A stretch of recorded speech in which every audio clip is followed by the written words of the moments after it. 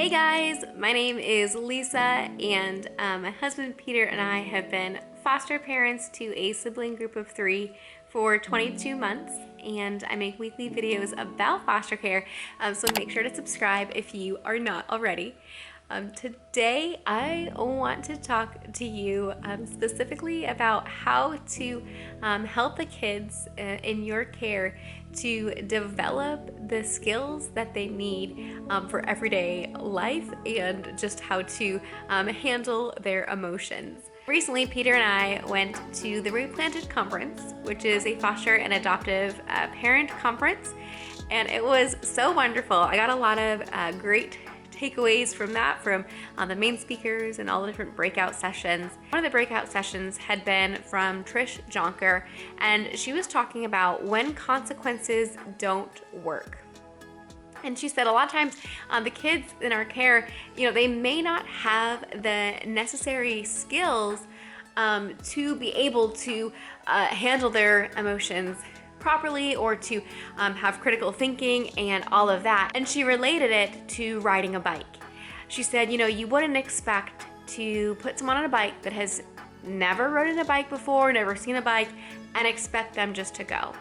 She said you need to help them develop the confidence and the skills to be able to ride a bike.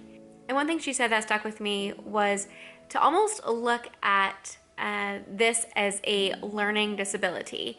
If your child was struggling with reading or with math, you would go and get them the help that they needed. And in the same way, if your child in your care is having trouble taking responsibility, or how to handle their impulses, or trouble with lying, or to have a positive outlook, these are all skills that they need to be taught. And if they hadn't been taught, no matter the numerical age of that child, it's time to start. Earlier this year, I had got a bunch of math books when one of the kids had been struggling with math, and I was able to walk through the math skills in those books. And in the same way, the other day, we were having a really hard time with taking responsibility and to remain calm in moments of conflict. And so I just went to my library, and I actually did it from home because I didn't have time to go and search through. Oh, I have a call coming in. Oh, this is my alarm to film the video so that I actually do it right now. Yes, this is my life right now. Life's been crazy, and if I didn't schedule it, I knew it wasn't gonna happen, so this is my time to do it. So that's hilarious that there's my alarm telling me, you better go film a video, otherwise you're not gonna have one this week. For my library, I was able to log into my computer and put them on hold. And so that way the librarians, they can go through and find all the books and pull them, and I just have to run in, grab them and go. So I just wanna encourage you to utilize your libraries. Our library has an amazing resource, so I just search through some keywords, and then when I found an author that I liked, I went through and saw their books, and I just put a bunch of books on hold. And recently we've gone through all these books with the kids, and there's something about them hearing it from another person's perspective, from a child's perspective, or just from somebody else besides us, that it seems to hit home. And one of the reasons why I love a library so much is we already have so many books in our house that it's overflowing, and I don't necessarily want to purchase all of these books. However, when you're going through, and if there is a book that you think, oh, you know what, I would reference that one more, then you can purchase it for your library. I think there is probably one out of all of these that we got that I would want to purchase for her home, and that is this one, Lying Up a Storm. This did a amazing job in talking through lies and how it makes you feel, and how it really affects you as the person telling the lies.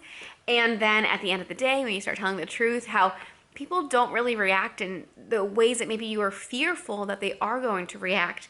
And in fact, they actually want you to tell the truth, and then can be your friend and be around you. I thought it was such a great way to go through the lies that he was telling, and how he started feeling.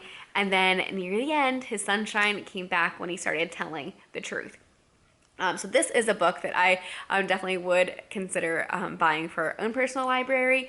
I just thought it was really, really well done. But, you know, with your children and with your circumstances, maybe there would be a different book that would be better for you. So again, utilize your library, and then if there's a book that you want to purchase for your home, definitely go ahead and do that. Reading books also is that good connecting time.